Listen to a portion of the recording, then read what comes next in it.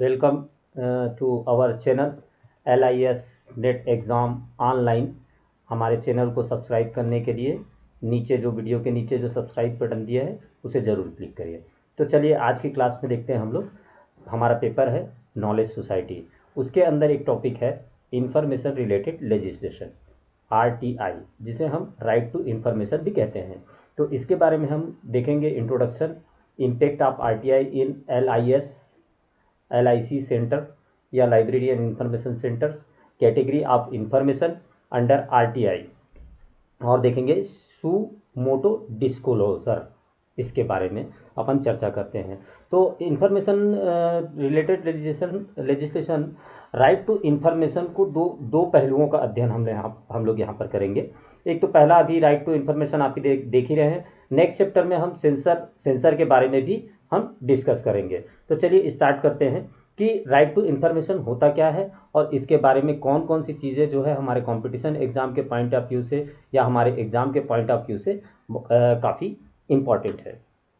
तो सबसे पहली बात तो ये है कि the right to information in LISP prospective access to information without discrimination, मतलब आपके लाइब्रेरी में या मतलब किसी भी इंफॉर्मेशन को मतलब ये कहना चाहिए कि आपको बिना डिस्टरबेंस के आप उस इंफॉर्मेशन को एक्सेस कर सके, है ना। तो ये चीज़ है। In order to prospective right to information act become operational on 12 October 2005. The act mandate timely response to citizens' request for government information. It also implemented in LISP, especially those in a public funded. तो right to information act कब operation में है? 12 October 2005। ये अक्सर question पूछे जाते हैं general वे पे, है ना। ये एक्ट कहता ये है कि आपको टाइमली रिस्पांस, एक टाइम पीरियड रहता है, उस टाइम पीरियड पे जो भी पब्लिक या जो भी हमारी सिटीजन्स है यदि कोई इंफॉर्मेशन रिक्वायर करती है तो आपको टाइम फ्रेम में उसको प्रोवाइड करना है ना। और ये जनरली गवर्नमेंट फंडेड या पब्लिक फंडेड, मतलब पब्लिक फंडेड जितने भी इंस्टीट्यूशंस हैं उसके लिए अप्लाई होते हैं, है ना। उनको भाई पब्लिक के फंड से हम उस इंस्टीट्यूट को चला रहे हैं और यदि पब्लिक हमसे कोई इंफॉर्मेशन की डिमांड करती है तो हमको देना ही पड़ेगा, ठीक है। Facility access to update RTI material, आपको अपडेट RTI मटेरियल उसको प्रोवाइड करना पड़ेगा राइट टू इंफॉर्मेशन के तहत, है ना। Organise maintain record in a manner that ensure speedily retrieval and dissemination of the information. तो स्पीडली आपको इंफॉर्मेशन देना है, इसका मतलब ये है कि आप जितने भी वर्क करते हैं वो रिटर्न में हों और आपके डाटा सारे तैयार हों पहले से। यदि पहले से आपके डाटा सारे तैयार रहेंगे, है ना, रिटर्न में रहेंगे, तो आप उनको टाइम फ्रेम में जो टाइम फ्रेम दिया रहता है उस टाइम फ्रेम में आप उसको रिप्लाई दे सकते हैं, ठीक है।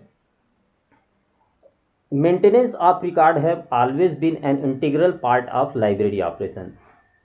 The importance and method of doing so have been spelled out in detail in the two books, Library Manual and Library Administration by S.R. Ranganathan. Record को मेंटेन करना ये इंटीग्रल पार्ट है लाइब्रेरी ऑपरेशन का, है ना। तो इसके इम्पॉर्टेंट मेथड दिए हुए हैं जो रंगनाथन के द्वारा लिखे गए पुस्तक लाइब्रेरी मैनुअल और लाइब्रेरी एडमिनिस्ट्रेशन में, दोनों में अच्छी तरीके से उसको समझाया गया है कि कैसे आपको इंटीग्रल पार्ट में या आपके लाइब्रेरी का कौन कौन से रिकॉर्ड इंपॉर्टेंट होते हैं और किन रिकॉर्डों को बनाकर आपको रखना जरूरी होता है, ये चीज़ कहा गया है। RTI को ये भी कहा गया है कि RTI it is a form of participative governance, मतलब एक दूसरे के सहयोग से आपको गवर्नेंस करना है ना। तो यदि कोई इन्फॉर्मेशन चाह रहा है तो हमको उनको इन्फॉर्मेशन देनी पड़ेगी, तो ये पार्टिसिपेटिव गवर्नेंस हो गई, है ना। आपके अंडर में स्टाफ है तो उनके साथ सहयोग से उसके सहयोग से आपको सारे रिकॉर्ड को मेंटेन करना पड़ेगा, तो ये चीज़ कहा गया है। Every organisation will have design public information office, तो हर जितने भी पब्लिक फंडेड जो भी डिपार्टमेंट है वो अपने डिपार्टमेंट में एक पब्लिक इंफॉर्मेशन ऑफिसर की नियुक्ति करते हैं। तो वो पब्लिक इंफॉर्मेशन ऑफिसर जो रहेगा वो उसका इंचार्ज होगा कि इंफॉर्मेशन जो भी राइट टू इंफॉर्मेशन के तहत क्वेरीज आती है वो सारी क्वेरीज की जानकारी देना उसके अंडर में रहेगा। ठीक है। The act the as the provision of information is a statutory requirement which every public authority is bounded to meet। जितने भी पब्लिक अथॉरिटी हैं वो बाउंडेड हैं कि उनको ये सूचना प्रोवाइड करना ही पड़ेगा, है ना। अब ये डॉक्यूमेंट की बात होती है तो डॉक्यूमेंट में क्या क्या चीज़ आते हैं। तो डॉक्यूमेंट का डेफिनेशन यदि हम राइट टू इंफॉर्मेशन एक्ट 2005 में यदि हम उसके एक्ट को पढ़ेंगे या गजट नोटिफिकेशन में उसका एक्ट दिया हुआ है उस एक्ट को पढ़ेंगे तो डॉक्यूमेंट का डेफिनेशन आपका ISO 9001 के हिसाब से डॉक्यूमेंट का डेफिनेशन वहाँ पर दिया हुआ है ना।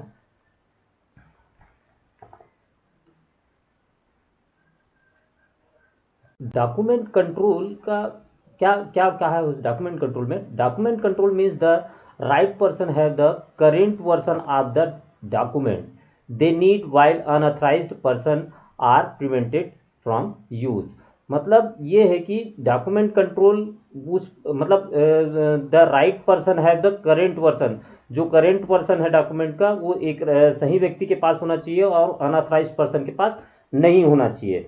अच्छा, इसमें लाइब्रेरी एंड इंफॉर्मेशन सेंटर के लिए ये कहा गया है कि यदि आप राइट टू इंफॉर्मेशन आपको प्रोवाइड करना ही है तो आप लोग पहले अपने लाइब्रेरी एंड इंफॉर्मेशन सेंटर के लिए या अपनी लाइब्रेरी के लिए एक जो रूल है इसके राइट टू इंफॉर्मेशन प्रोवाइड करने के लिए उसके लिए एक आपको रिकॉर्ड मेंटेन करके रखना पड़ेगा, है ना। और ये चीज़ डिसाइड करके इसके लिए पॉलिसीज़ बना के आपको रखना पड़ेगा। उस पॉलिसी के तहत आप उस इंफॉर्मेशन को आप देंगे जिसमें आपका टाइम फ्रेम रहेगा, आपके सॉफ्टवेयर के बारे में जानकारी रहेगी, है ना, और फ्रीक्वेंसी अपडेट कब कब कब आप लोग अपडेट करेंगे, ये सारे चीज़ों के बारे में वहाँ पर होनी चाहिए। जैसे सॉफ्टवेयर को ले ले इस पर्पस में तो वहाँ पर आपके पॉलिसीज़ में ये मेंटेन होना चाहिए कि भाई कौन से सॉफ्टवेयर को परचेज किया जाएगा, उसको क्रिटिकली एग्जामिनेशन किया गया है कि नहीं, किसने डिसाइड किया, उस समिति में कौन कौन थे जिन्होंने ये डिसाइड किया कि ये इस सॉफ्टवेयर को परचेज किया जाएगा,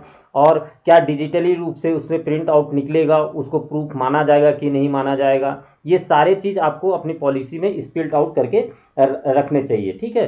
डेजिग्नेटेड पर्सन कौन है, कौन पर्सन रहेगा जिसके पास RTI के सारे रिकॉर्ड्स रहेंगे, या जो डाटा कंट्रोल करेगा या जो डाटा बनाने का काम करेगा वो कौन पर्सन होगा, है ना। तो ये सारे चीज़ स्पेल्ड आउट करना पड़ेगा। इसी में आपका दिया हुआ है डॉक्यूमेंट का डेफिनेशन भी दिया गया है। फ्रीक्वेंसी आप अपडेट मतलब कितने दिनों में आप अपने जो करेंट जो इंफॉर्मेशन है उसको अपडेट करेंगे, है ना। ये सारी बातें इसमें दी गई है। और इसी के साथ साथ जब इस एक्ट को हम देखते हैं तो इस एक्ट में सेक्शन 41B RTI एक्ट का है ना। तो इसमें इंफॉर्मेशन को 16 कैटेगरी में बांटा गया है। तो 16 कैटेगरी में बांटा गया है। इस 16 कैटेगरी को यदि आप चाहें तो EPG पाठशाला में जाके नॉलेज सोसाइटी चैप्टर में जाएंगे तो आप इंफॉर्मेशन रिलेटेड लेजिस्लेशन करके दिया हुआ है, वहाँ पर से जाकर आप इसको नोट डाउन कर लीजिएगा।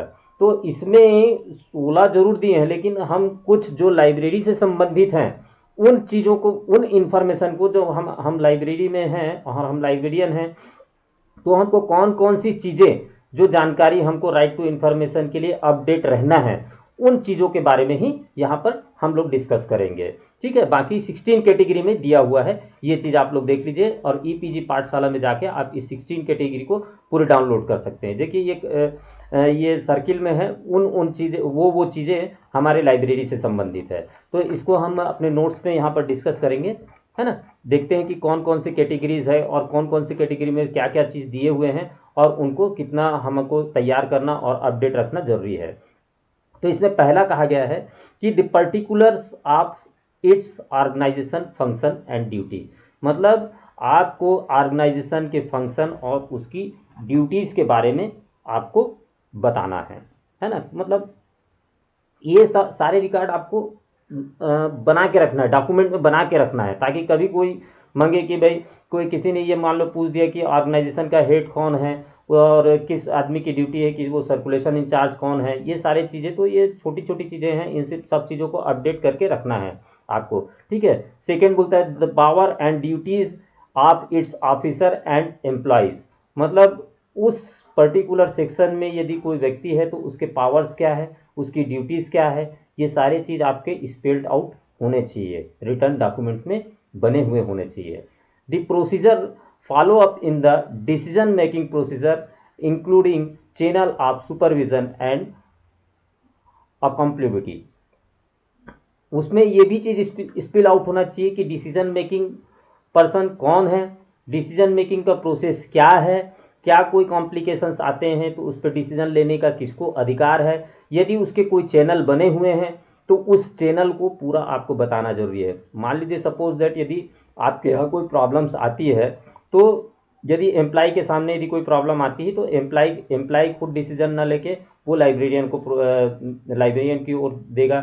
लाइब्रेरियन से भी यदि वो पॉसिबल नहीं है, यदि संस्था लेवल की बात है तो संस्था लेवल तक प्रिंसिपल या एचओडीज इन सब के थ्रू डिसीजन मेकिंग का चैनल चलेगा। तो ये सारी चीज़ आपके पॉलिसीज में राइट डाउन होने चाहिए डॉक्यूमेंट के रूप में। Regarding first, second and third, ये पहले, सेकेंड और थर्ड के बारे में कहा गया है, ठीक है। लाइब्रेरी इंफॉर्मेशन जो प्रोफेशनल्स हैं, है ना, library and information science professional में मेंटेन एन ऑर्गेनाइजेशनल चार्ट, तो आप लोग मैनेजमेंट पढ़े हैं तो मैनेजमेंट टेक्निक जानते होंगे, तो ऑर्गेनाइजेशन चार्ट बनता है आपके ऑर्गेनाइजेशन का, तो वो चार्टिंग आप प्रिपेयर करिए। Identify person and delineating responsibility and function and flow chart of activity, उस उनके एक्टिविटीज़ की फ्लो चार्ट एक बना के रखिए आप, ठीक है। फिर आपका चौथा बोलता है the norm set by it for the discharge of the function, और उसके नाम भी भाई यदि उसको किसी फंक्शन से डिस्चार्ज करना है तो उसके बारे में भी आप नाम सेटअप करके रखिए। तभी तो आप, यदि कोई बोलता है, यदि यदि किसी ने मान लीजिए 1960 का यदि आपसे कोई डॉक्यूमेंट या 1960 के कोई रिकॉर्ड मांग लिए, तो यदि आपके आरटीआई वाले इस चीज़ में पॉलिसीज़ में यदि सेटअप होगा कि पिछले 10 साल तक के रिकॉर्ड को मेंटेन किया जाएगा, तो आप 10 साल के आप उनको ये बोल सकते हैं कि नहीं भाई, हम 60 ईयर्स बिफोर के डॉक्यूमेंटेशन हमारे पास नहीं है, हम 10 ईयर तक का रखते हैं। तो ये चीज़ आप जैसे देखेंगे कि गवर्नमेंट वगैरह के डॉक्यूमेंट के आरटीआई में पढ़ेंगे तो वहाँ पर स्पील आउट है कि सेंट्रल गवर्नमेंट और स्टेट गवर्नमेंट्स के कौन कौन से डॉक्यूमेंट और कितने ईयर तक के डॉक्यूमेंट आपको वो सेफ रखने हैं, है ना, तो ये चीज़ बोला है। फिर नेक्स्ट देखते हैं फिफ्थ में, the rule regulation instruction manual and record held by it are under its control or used by its employ for discharging its function. वही रूल वगैरह जो चीज़ है, इंस्ट्रक्शन मैनुअल, ये सारे चीज़ कब डिस्चार्ज होंगे और कब तक के लिए रखे जाएंगे, वो सारी चीज़ों को आपको स्पेल्ड आउट करके रखना है। फिर इसके अगले में देखते हैं कि 15वें में दिया गया है the particular of facilities available to citizen for obtaining information including the working hour of library और reading room if maintain for public use. यदि आपका वर्किंग आवर है तो वर्किंग आवर के बारे में भी आपको बताना जरूरी है, यदि रीडिंग रूम की फैसिलिटी है, ये सारी चीज़ें फैसिलिटीज़ को आपको बता के रखना है, ठीक है। रिगार्डिंग फोर्थ, फिफ्थ और 15th, फोर्थ, फिफ्थ और 15th, तो ये फोर्थ और फिफ्थ और 15 इसके बारे में कहा गया है कि क्या करना है हमको। Standard and procedure may be set in place and this must be documented, ये सारे चीज़ स्पेल आउट होने चाहिए और ये डॉक्यूमेंट के रूप में होना चाहिए। डेवलप लाइब्रेरी मैनुअल आप डेवलप करिए which set out policies and procedure, उसमें सारे पॉलिसीज और प्रोसीजर आप नोट डाउन करके रखिए। If a library manual does not exist it is essential to create one, यदि आपके यहाँ लाइब्रेरी मैनुअल्स नहीं हैं तो ये चीज़ आप क्रिएट करके रखें। The rule and regulation would cover not only internal procedure but service and facility extended to users such are membership criteria, hour of open, loan restriction, photography facility, browsing facility and use of internet, interlibrary loan, access to e-journal, downloading restriction, etc. तो ये सब सारी चीज़ आप लोगों को अपने policies में, RTI की पॉलिसीज़ में ये सब चीज़ डॉक्यूमेंटेड करके रखना होगा।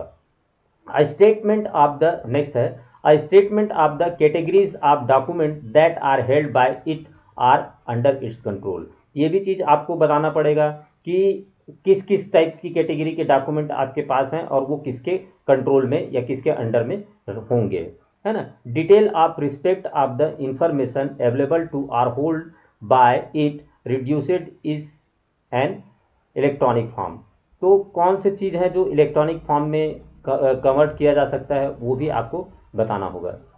The particular of facilities available to citizens for obtaining information including the working hour of library or reading room if maintain for public use.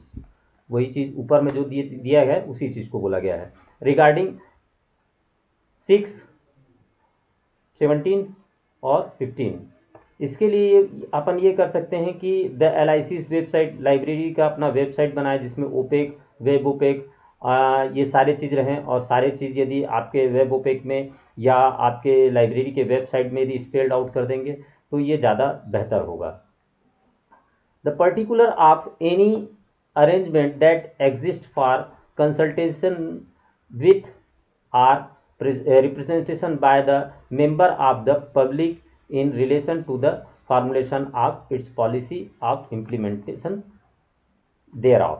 A statement of the board, council, committees and other bodies consisting of 2 or more persons constituted as its part are for the purpose of its advice and as to whether meeting of those boards, council, committee, तो जो भी committees वगैरह आपके बनते होंगे उसके minutes वगैरह, ये सारे चीज़ मीटिंग वगैरह और उस मीटिंग में क्या डिसीजन लिए गए हैं, ये सब सारी चीज़ भी आपको रिकॉर्ड मेंटेन करके रखना होगा। रिगार्डिंग 7th और 8th, in control to LIC considered to be library committee member and LIC committee meeting where, उसी के ऊपर में जो हमने पढ़ा उसी के बारे में बता रहा है ये, है ना। तो वो सारे चीज़ों को आपको रखना होगा, स्पेल्ड आउट करके रखना होगा। जैसे कॉपीराइट एग्रीमेंट के बारे में आपको लिखना होगा, फोटो कापिंग के लिए कॉपीराइट एग्रीमेंट लिखते हैं वो, है ना। और आपका यदि किसी पब्लिशर या ई जर्नल एक्सेस के लिए आपके एग्रीमेंट्स वगैरह हैं, वो सारे चीज़ आपको रिकॉर्ड मेंटेन करके रखना है।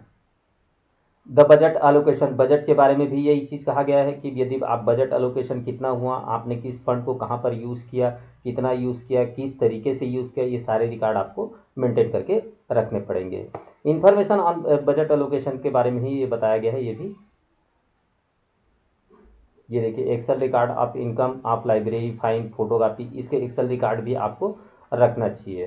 सुमोटो डिस्क्लोजर, ठीक है। Suo motu is a legal term meaning on its own motion, मतलब ये हमारे तरफ से ये जानकारी दिया है, हम क्या कर रहे हैं उसकी जानकारी। तो इसको बोलना चाहिए कि आप यदि जैसे लाइब्रेरी में है तो लाइब्रेरी के में अपना एक नोटिस बोर्ड जैसा बना के उसमें सारी चीज़ अपने रिसोर्सेज के बारे में जानकारी दे सकते हैं कि आपके पास कितने रेफरेंस बुक्स हैं, कितने आपके रीडिंग सेक्शन के बुक्स हैं, कितने ई जर्नल्स आ रहे हैं, आपके नंबर ऑफ टाइटल्स क्या हैं, नंबर ऑफ वॉल्यूम्स क्या हैं, या फिर आप अपने वेबसाइट पर ये सारी चीज़ें अपडेट करें कि आपके रजिस्टर्ड मेंबर कितने हैं, है ना, आपके ईयरली परचेसिंग क्या हो रहे हैं, ये सारी चीज़ें आपको मेंटेन करना चाहिए। It is used when government agency act on its own consign, अपने संज्ञान में ये सारी चीज़ें जानकारी में होनी चाहिए और ये सारी चीज़ें बना के रखना चाहिए। तो इसी को सुमोटो या अपने तरफ से जानकारी देना ये चीज़ कहा जाता है ना। हम क्या कर रहे हैं इसकी जानकारी प्रोवाइड करना। The act mention suo motu disclosure of information to the public through the internet among the communication media. ये देखिए यहाँ पर कहा गया है कि या तो कम्युनिकेशन मीडिया या इंटरनेट के माध्यम से आपको सुमोटो देना है, आप क्या कर रहे हैं उसकी जानकारी आपको अपडेट प्रोवाइड करना है। एग्जम्प्टेड इन्फॉर्मेशन, कुछ इन्फॉर्मेशन है जो एग्जम्प्टेड है ना, तो वो किस टाइप के इन्फॉर्मेशन है, या एग्जम्प्टेड इन्फॉर्मेशन कह सकते हैं, या यही चीज़ हम सेंसरशिप में भी पढ़ेंगे। This include information which is harmful to the sovereignty and integrity of the nation, जो हमारे देश की प्रभुत्वता, अखंडता आदि को विघ्न करती है या उसमें बाधा डालती है ना, या वर्जित या निषेध किया गया है गवर्नमेंट के द्वारा या किसी कम्युनिटी के लिए, तो उन सारी चीज़ों को हम नहीं दे सकते, है ना। तो ये चीज़ भी आपको देखना है कि कोई ऐसी जानकारी तो नहीं मांगी जा रही है जिसके बारे में हमारे गवर्नमेंट ने बैन लगाया है या उसको देने से हार्मफुल हो सकते हैं। तो जब हम सेंसरशिप में पढ़ेंगे तो ऐसे कुछ केसेस भी हुए हैं जिसके कारण कुछ पुस्तकें या कुछ चीज़ों को बैन किया गया, है ना। पुस्तक वहाँ पर सेंसरशिप में पुस्तकें या कौन सी इंफॉर्मेशन कैसे बैन की गई और उसमें लाइब्रेरी की क्या रिस्पॉन्सिबिलिटीज़ बनती है, इन सब चीज़ों के बारे में अपन डिस्कस करेंगे नेक्स्ट चैप्टर, जब भी अपन नेक्स्ट चैप्टर में आएंगे सेंसरशिप वाले चैप्टर में, तब फिर हम इस बारे में डिस्कस करेंगे, ठीक है। तो ये I think right to information के बारे में कंप्लीट है। यदि लेकिन मेरा सजेशन आप लोगों को ये रहेगा कि राइट टू इन्फॉर्मेशन एक्ट 2005, यदि इसकी एक छोटी सी बेयर एक्ट बुक आती है, तो अभी यदि नेट के हिसाब से अपन नेट के प्रोस्पेक्टिव के हिसाब से देखें तो वो कुछ चीज़ें बहुत अंदर से पूछ देता है क्वेश्चन। तो मेरा सजेशन ये रहेगा कि एक बियर एक्ट आती है 10-15 रुपए की पतली सी बियर एक्ट आती है, या फिर आप bare act 2000 RTI bare act 2005 करके यदि आप इंटरनेट में भी जाएंगे तो इंटरनेट में भी डाउनलोड हो जाएगा, 10 से 15 पेज के होंगे वो, तो वो आप एक बार थोड़ी रीडिंग कर लीजिए, है ना। और इससे रिलेटेड क्वेश्चंस वगैरह हमारे वेबसाइट पे भी डलेंगे, तो आप उनको ऑनलाइन क्वेश्चंस आंसर रहेंगे तो ऑनलाइन क्वेश्चन आंसर को भी आप लोग सॉल्व करिए। तो टिल देन बाय, और हमारे चैनल को और नए वीडियोस पाने के लिए आप सब्सक्राइब कीजिए, और इस वीडियोस को यदि आपको पसंद आए तो ज़्यादा से ज़्यादा लोगों तक शेयर करिए ताकि उन्हें भी इस चीज़ का फ़ायदा एग्ज़ाम के पॉइंट ऑफ व्यू से मिल सके। Thank you very much.